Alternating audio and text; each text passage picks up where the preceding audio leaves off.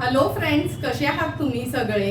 हा पिवळा सार बघून तुम्हाला नक्की वाटलं असेल का ताईंनी अगदी साधं सुधं वरण भात किंवा कढी भात बनवला असेल.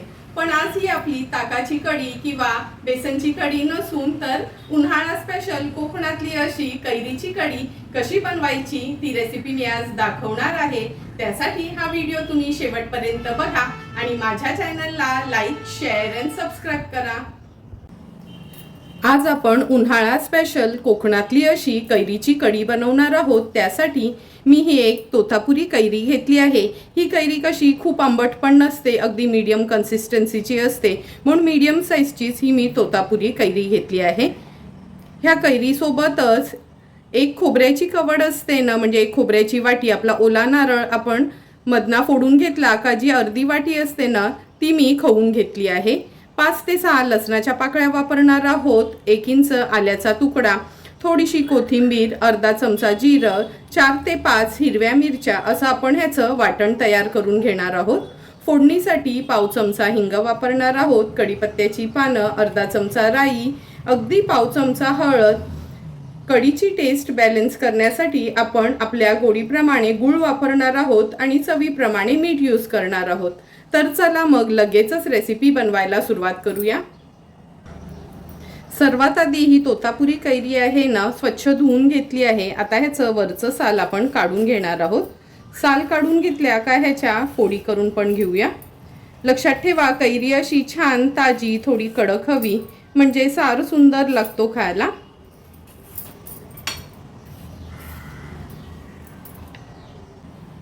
हे बघा, कैरीच्या अशा पातळ पातळ फोडी करून घेतल्या आहेत. ही तोतापुरी कैरी कशी खूप आंबट नसते, म्हणून मी ही पूर्ण कैरी वापरणार आहे. ह्या सॉसपॅनमध्ये अगदी अर्धा पेला एवढंच पाणी घेतलं आहे. आता ही चिरून घेतलेली कैरी आपण ह्या सॉसपॅनमध्ये घालूया आणि गॅसवर अगदी एक उकळी काढून थोडीशीच आपण फक्त ह्याला वाफ घेणार आहोत. खूप जास्त शिजवायची नाही. तुम्ही बघू शकता ह्या कैरीच्या फोडींना फक्त एक उकळी काढून घेतली आहे. खूप नरम होईपर्यंत शिजवायची नाही. उकळी आली का अगदी मिनिटभरासाठीच अशी आपण ही शिजवून घ्यायची आहे. एकदम शिजवली ना तर ती ओरिजिनल टेस्ट राहत नाही, त्यामुळे फक्त एक उकळी काढून घ्यायची आपल्याला. आता ह्या सर्व फोडी ह्या प्लेटमध्ये मी काढून घेते आणि गार झाल्यावर वाटणासोबतच ही कैरी पण आपल्याला मिक्सरला बारीक करून घ्यायची आहे.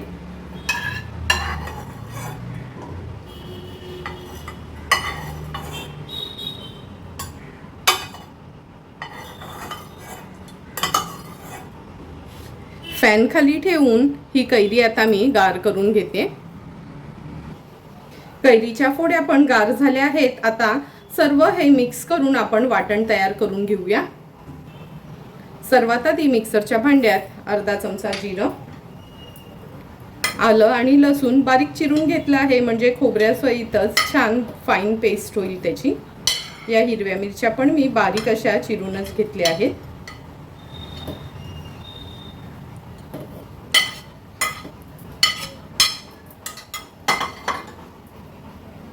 आता ह्याच्यामध्ये थोडीशी कोथिंबीर घालूया आणि थोडीशी कोथिंबीर मी वरना स्प्रिंकल करायसाठी ठेवली आहे. या कैरीच्या फोडी,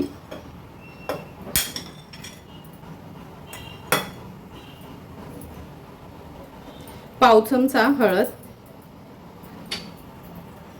नंतर हे जे कैरीचं पाणी उरलेलं ना तेच पाणी ॲड करून आपण ही अगदी फाईन पेस्ट करून घेणार आहोत. मिक्सर लावून घेते आता मी. झाकण उघडून दाखवते तुम्हाला. हे बघा, अगदी फाईन पेस्ट आपण तयार करून घेतली आहे. आता लगेचच कैरीची कढी बनवायला सुरुवात करूया. कैरीची कढी बनवण्यासाठी गॅसवर आपण ही कढई ठेवली आहे. अगदी 2 चमचेच तेल घेणार आहोत. तेल व्यवस्थित तापून घ्यायचे. तेल गरम झालं की फोडणीला आपण अर्धा चमचा राई घालूया. अगदी पाव चमचा मी जिरं ॲड करते.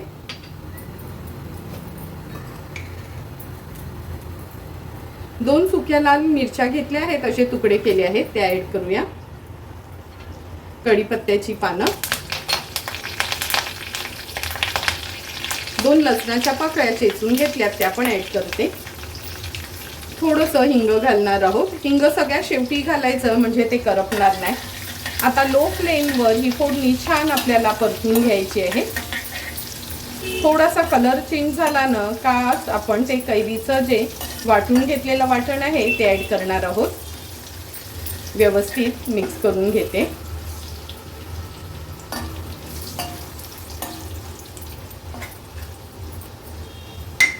हे बघा फोडणीचा कलर पण आपला चेंज झाला आहे। आता हे वाटण जे आपण कैरीचं वाटून घेतलं आहे ते ॲड करूया।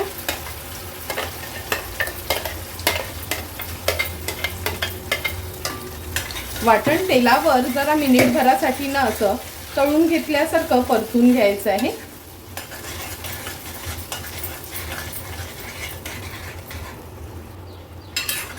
कैरीचं हे वाटण पण आपण मिनिटभरासाठी तेलावर छान असं परतून घेतलं आहे।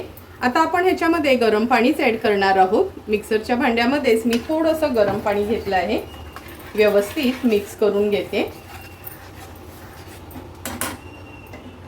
आता आपल्या गरजेप्रमाणे आपल्याला कढी किती पातळ किती घट्ट हवी त्या प्रमाणातच असं हे गरम पाणीच घालायचं आहे। व्यवस्थित मिक्स करून घेऊया। कैरी तर थोडीशी आंबट असते त्यामुळे त्याची टेस्ट बॅलन्स करण्यासाठी चमचाभर मी गूळ वापरते। गुळाच्या ऐवजी तुम्ही साखर वापरलीत तरी चालेल। आता मीडियम फ्लेमवर एक 4 ते 5 मिनिटासाठी ह्या कढीला उकळी काढून व्यवस्थित शिजवून घ्यायची आहे।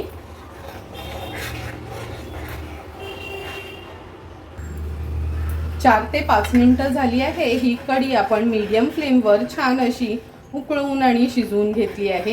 हे बघा गरम पाण्याचा वापर केल्यामुळे नारळाची कढी असून पण थोडी फुटली गेली नाही।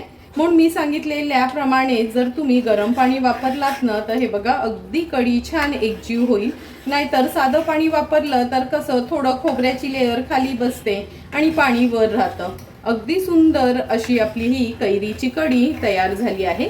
गॅसची फ्लेम हाय करते। हाय फ्लेमवर एक छानशी उकळी काढून घेते।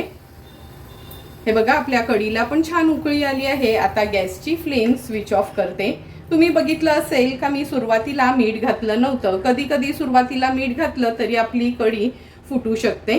आता गॅसची फ्लेम स्विच ऑफ केली आहे। थोडीशी वाफ ह्याची कमी पण होत आली आहे। आता आपण ह्याच्यात चवीप्रमाणे मीठ ॲड करणार आहोत। मीठ ॲड केल्यानंतर पुन्हा कढी व्यवस्थित आपल्याला अशी मिक्स करून घ्यायची आहे।